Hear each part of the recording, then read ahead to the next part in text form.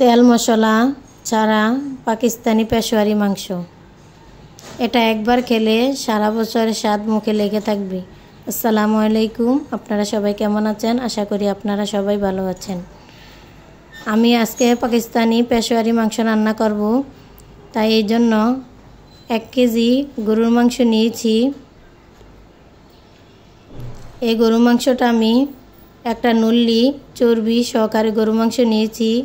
যেহেতু এই রান্নার ভিতরে কোনো তেল দেওয়া হয় না, এই জন্য আপনারা চেষ্টা করবেন চর্বি সহকারে মাংসটা নেওয়ার জন্য। বড় বড় টুকরা করে মাংসটি কেটে নিয়েছি। 1 টেবিল চামচ লবণ দিয়ে একটু মেখে নেব। 20 মিনিটের জন্য রেখে দিলাম। 20 মিনিট পর আবার ফিরে আসলাম। 5টা পেঁয়াজ, 5টা রসুন, 2টা টমেটো, 4টা আলু দিয়ে দিলাম। কয়েকটা কাঁচামরিচ,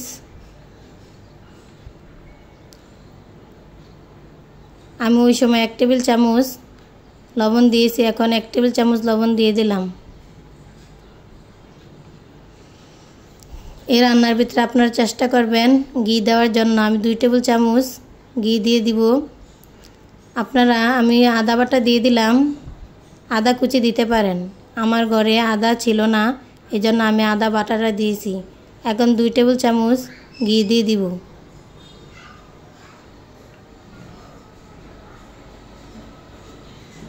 এখন 4 মিনিট ধরে আমি কষিয়ে নিলাম।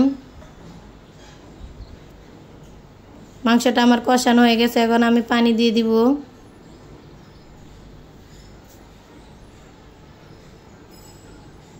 একটু নেড়ে মিশিয়ে নিলাম। ঢাকনা দিয়ে ঢেকে চুলাটা কমিয়ে আমি রান্না করে নিব।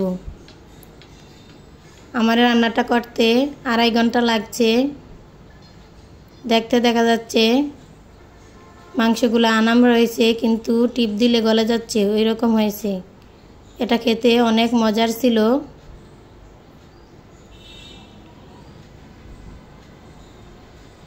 আপনারাও বাসায় রান্না করে দেখবেন।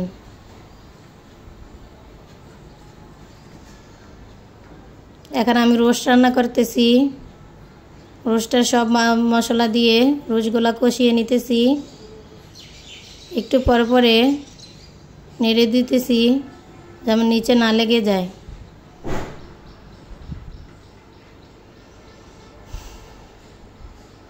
আমার বাসায় মেহমান আসছে।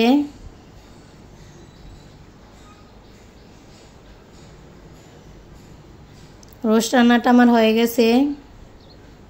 এখন আমি চিংড়ি মাছ রান্না করব। টমেটো, পেঁয়াজ, হলুদ, মরিচ, লবণ, ধনিয়া, জিরা দিয়ে কাঁচামরিচ দিয়ে পেঁয়াজটা একটু নরম করে নিব। এখন একটু পানি দিয়ে চিংড়ি মাছগুলো দিয়ে দিলাম।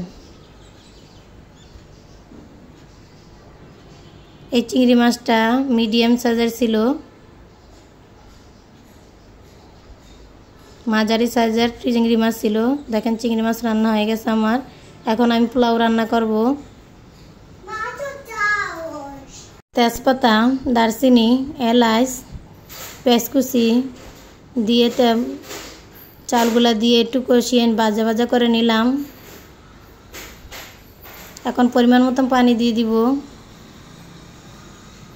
ঘি দিয়ে দমে রেখে দিলাম 10 মিনিটের জন্য। ঢাকনা উল্টিয়ে দেখেন আমার পোলাওটা কি সুন্দর ঝরঝরে হয়েছে। রান্না শেষ করে মেহমানদের জন্য আমি লাচ্ছি বানাতে আসলাম। এটা তো টক দই, লেবু, কলা, চিনি দিয়ে আমি লাচ্ছিটা বানাইছি। এই লাচ্ছিটা খেতে অনেক মজা লাগছিল, গরমে ঠান্ডা ঠান্ডা। সাথে আমি পুডিংও বানিয়েছি। এই পুডিংটা ডাবের পুডিং। এখন সবাইকে খাবার দিয়ে দিলাম।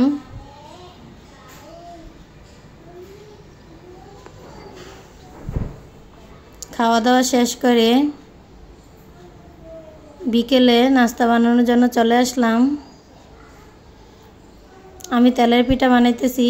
কেউ কেউ বলে তেলের পিঠা, আবার কেউ বলে পোয়া পিঠা। অনেক ফুলকো ফুলকো হয়েছিল এই পিঠাগুলা। দেখেন, ওই তেলে আমি পাকোড়া ভেজে নিচ্ছি। এটা চিংড়ি মাছের পাকোড়া ছিল। এই পাকোড়াটা আমি ডাল, চিংড়ি মাছ দিয়ে বানিয়েছি।